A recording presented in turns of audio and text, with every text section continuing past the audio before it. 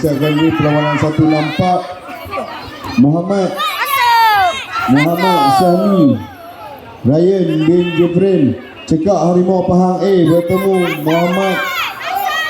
Seterusnya KA167 Muhammad Israel Zayan bin Muhammad Roslan Kuntau Orang Putih Fighter bertemu Muhammad Ajwat Rifat bin Muhammad Effendi PSJMK Kuantan hadir ke arena G untuk pemeriksaan sekarang.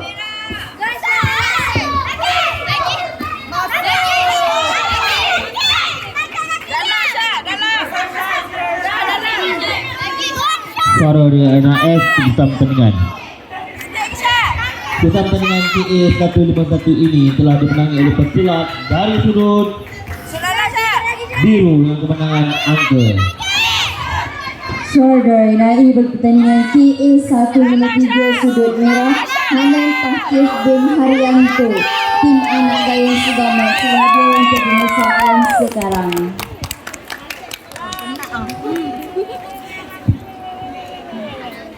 Pertandingan seterusnya di arena F sudut biru Muhammad Dizal Nazrin Shah masuk ke arena bertemu sudut merah Muhammad Azfar Syafi.